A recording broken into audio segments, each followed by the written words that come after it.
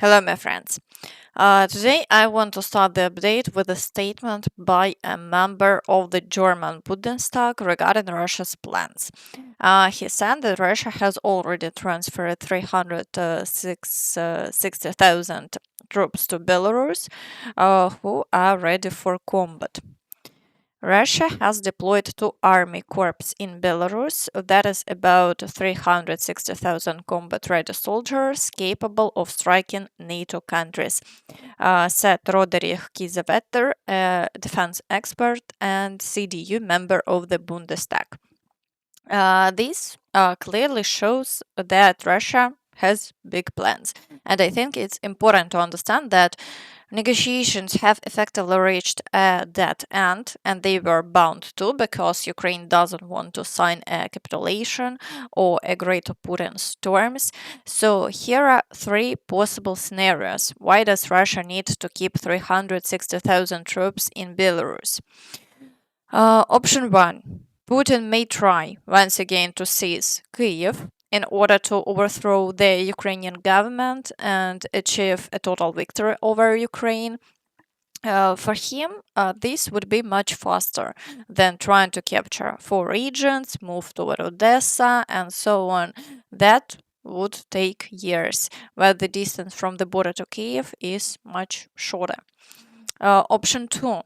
Russia could attempt a breakthrough along Ukraine's western border to cut off weapons supplies coming into Ukraine and thereby push the war toward a full Russian victory. And option 3, a real attack on NATO countries and a push to reconnect with Kaliningrad. Parts of Poland and Lithuania could come under attack. France, what do you think about this? How do you see events developing further? Be sure to share your thoughts in the comments. Meanwhile, Zaluzhnyi stated that after the war, Ukraine could see a return of the 1990s and that a civil war could even begin. Unfortunately, the war is not over yet, and we already see that someone has filled our society with enemies. This is today's reality. The question is, what could happen tomorrow? We must understand that if people find themselves in conditions such as a sharp drop in income, lack of jobs, lack of housing, and no opportunities for self-realization, both in society and in family life, people with combat experience and weapons in their hands become vulnerable to provocations and the temptation of easy money. This leads to serious challenges, starting with rising crime and danger on the streets. At the very least, this is what we saw after World War II and after the war in Afghanistan, which led to the turbulent 1990s. All of this could result in political destabilization in Ukraine and pose a threat to national security, including something like a civil war. The end of the war and the return of around 21 million of our defenders home, transitioning to veteran status, will become a new challenge for the state, for civil society, and, importantly, for the veterans themselves. France, what do you think about these possible scenarios for Ukraine's future? Be sure to write your thoughts in the comments. Meanwhile, based on everything that is happening today, especially around the negotiations, I think everyone already understands that the war will most likely continue. But for some reason, France and Germany are already talking about reducing support for Ukraine. A split has emerged between the European Union and its English-speaking allies over support for Ukraine, according to a Politica poll conducted in early December in 5 countries. Nearly half of Germans, 45%, supported reducing financial aid, while only 20% wanted to it increased. In France, 37% favored giving Kyiv less support, while 24% preferred increasing it.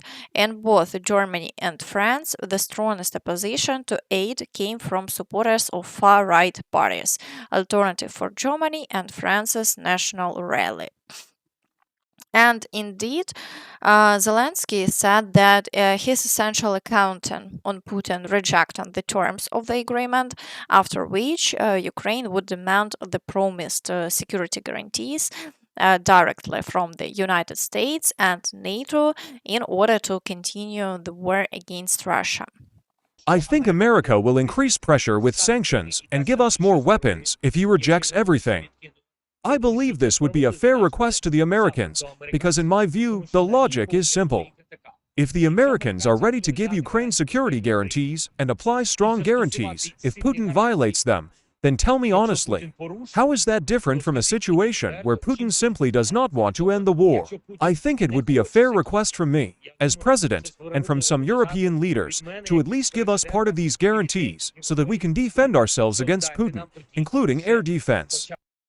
But in the end, judging by polls in Germany and France, we see that they're already in favor of reducing aid. So, how Ukraine is supposed to continue the war and push Russian forces out of Ukrainian territory remains unclear. France, be sure to share your thoughts on this in the comments. Now, let's move to the front. We'll start with the Kostiantynivka direction. Here, the Russians continue attacks along almost the entire line of contact. They are also constantly trying to break through to the outskirts of Kostiantynivka, but the Ukrainian forces are successfully eliminating them over the past 24 hours. The front line has remained unchanged. In the Dobropillia direction, the Russians are attempting to push toward the town of Bilitske and are assaulting Sosnivka. The situation here remains difficult, but so far there have been no changes along the front line. In the Pokrovsk direction, the Russians are assaulting Rodinske, Mirnograd, and Grishine. Combat clashes are being recorded in Pokrovsk itself, as well as along its western flank. Yesterday evening, information appeared that the Ukrainian forces had regained control of the village of Rivne, so it's possible that counterattacks are underway to allow Ukrainian forces to rotate units in Marnograd or withdraw if necessary.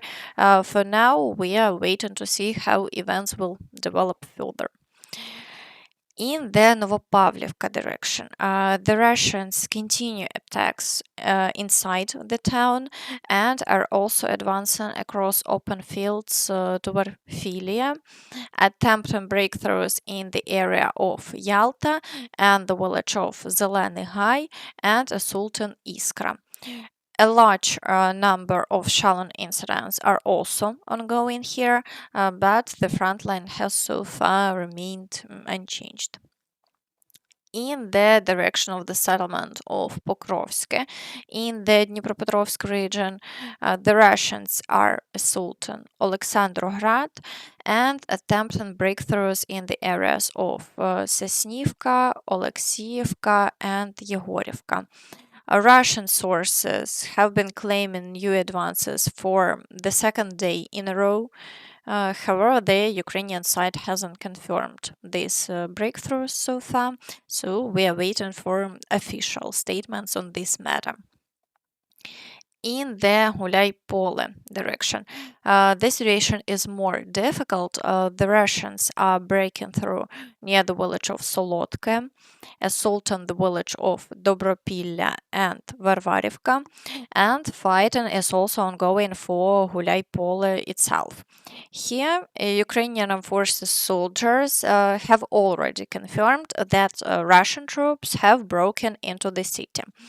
At the same time, Russian military bloggers claim that the city is gradually coming under their control.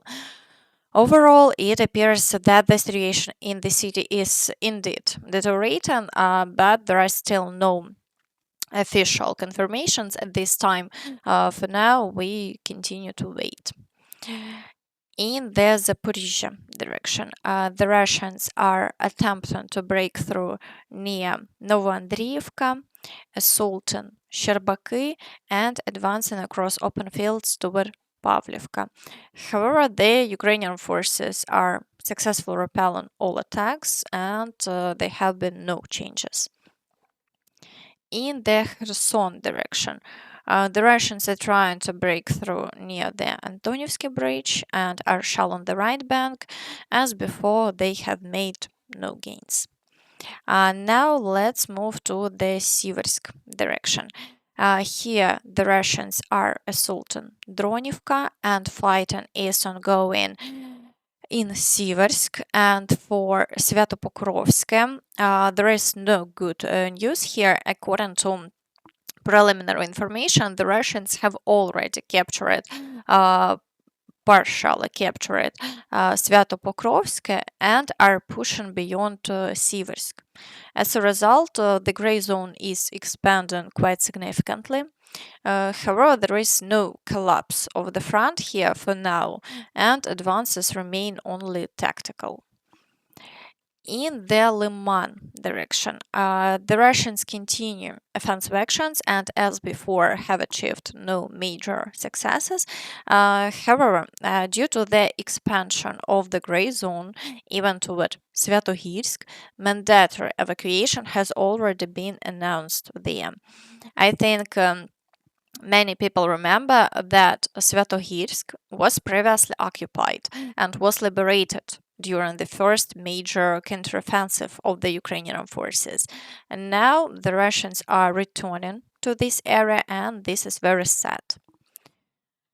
In the Borova direction, the Russians claim they have broken through almost to Borova and captured the village of Novopavlivka, but there is no confirmation of this so far, so we are waiting for verified information. In the Kupiansk direction, activity has decreased. The Russians are attempting breakthroughs only near Pishane, but they have had no success. Fighting continues in Kupiansk itself. The Ukrainian forces are trying to clear the city, but for now there have been no changes along the front line. In the Velykyi Burluk direction, attacks on Obukhivka continue, but the Russians have had no success and the front line remains unchanged. In the Vovchansk area, attacks are continuing only on the village of Prylipka.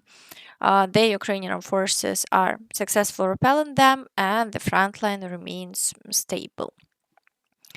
In the Sumy direction, the Russians carried out only one attack on Varachine. Shelling continues as before, but the front line still remains unchanged. Meanwhile, President Zelensky stated that we will most likely learn Russia's response to the negotiation results this week. European reactions have been received, and yesterday, the American partners also got their responses. With all these reactions, I think the US side will now contact the Russian side. After that, a meeting with Ukraine at the level of negotiation groups will take place in the United States.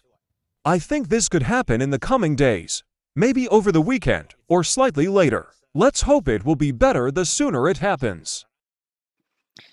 And that's all from me, so please don't forget to like this video, subscribe to the channel and hit the notification bell to stay updated on all the latest news.